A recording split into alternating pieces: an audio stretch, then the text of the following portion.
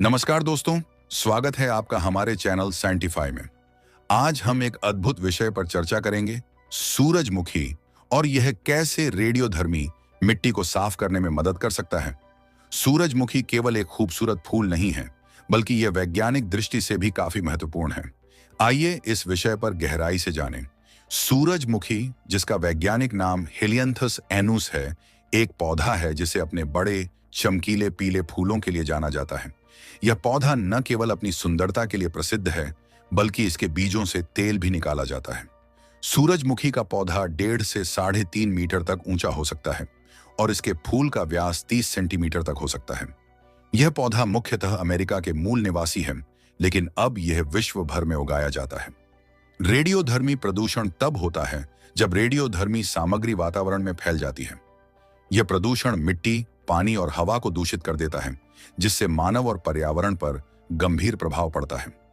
रेडियोधर्मी तत्वों जैसे यूरेनियम, प्लूटोनियम और सीजियम का प्रभाव लंबी अवधि तक रहता है और इनसे उत्पन्न होने वाली बीमारियां बहुत खतरनाक हो सकती हैं। फाइटोरेमिडिएशन एक जैविक प्रक्रिया है जिसमें पौधों का उपयोग प्रदूषकों को अवशोषित करने, जमा करने या नष्ट करने के लिए किया जाता है। यह तकनीक रेडियोधर्मी तत्वों के साथ साथ अन्य प्रदूषकों के साथ भी काम करती है। इस प्रक्रिया में पौधों की जड़ें और पत्तियां प्रदूषकों को अवशोषित करती हैं, जिससे मिट्टी और पानी की गुणवत्ता में सुधार होता है। सूरजमुखी के पौधे फाइटोरेमिडिएशन के लिए बहुत प्रभावी होते हैं। उनकी जड़ें रेडियोधर्मी तत्वों जैसे यूरेनियम, स्ट्रोंटियम और सीजियम को अवशोषित कर सकती हैं। ये तत्व मिट्टी में लंबे समय तक बने रहते हैं और इनका असर भूमि और पानी की गुणवत्ता को प्रभावित करता है। सूरजमुखी की जड़ें इन तत्वों को अवशोषित करके मिट्टी को साफ करने में मदद करती हैं। 1986 में चेरनोबिल में हुए परमाणु दुर्घटना के बाद वहां की मिट्टी में रेडियोधर्मी तत्वों की अत्यधिक मात्रा पाई गई। वैज्ञानिकों ने इस समस्या का समाधान खोजने के लिए सूरजमुखी का उपयोग करने का निर्णय लिया। सूरजमुखी को खेतों में लगाया गया और इसके परिणाम स्वरूप रेडियोधर्मी तत्वों की सांद्रता में कमी आई।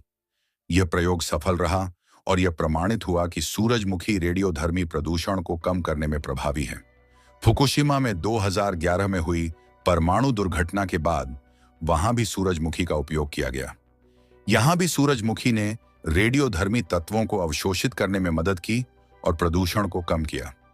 वैज्ञानिकों ने पाया कि सूरजमुखी की जड़ें रेडियोधर्मी तत्वों को अपनी ओर खींचती हैं और उन्हें मिट्टी से निकालने में मदद करती हैं। फाइटोरेमिडिएशन एक प्रभावी तकनीक है, लेकिन इसमें कुछ सीमाएं और चुनौतियां भी हैं। सबसे पहली चुनौती यह है कि यह प्रक्रिया समय लेती है। रेडियोधर्मी तत्वों को पूरी तरह से मिट्टी से निकालने में कई साल लग सकते हैं। इसके अलावा सभी प्रकार की मिट्टी और प्रदूषण के लिए यह विधि उपयुक्त नहीं है।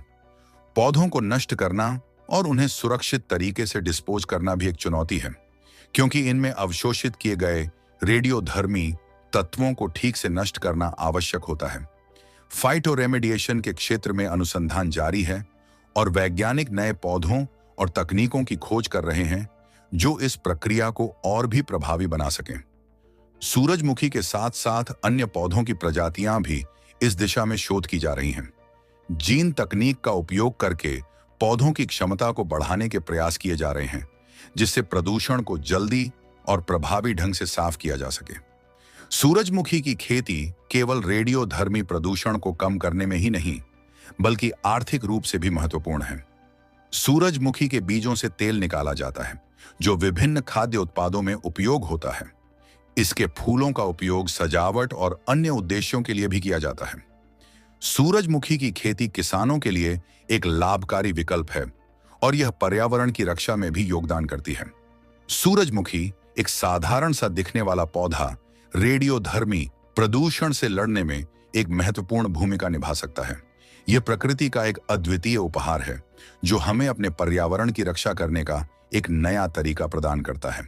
सूरजमुखी की फाइटोरेमिडिएशन की क्षमता ने वैज्ञानिकों और पर्यावरणविदों को एक नई उम्मीद दी है और यह दर्शाता है कि प्राकृतिक संसाधनों का सही उपयोग करके हम पर्यावरण की रक्षा कर सकते हैं। इस तरह सूरजमुखी ने हमें यह सिखाया है कि विज्ञान और प्रकृति का संगम कितनी महत्वपूर्ण हो सकता है। धन्यवाद। और अगर आपको यह वीडियो पसंद आया हो तो कृपया हमारे चैनल को सब्सक्राइब करें और बेल आइकन दबाएं ताकि आपको हमारे नए वीडियो की जानकारी मिलती रहे।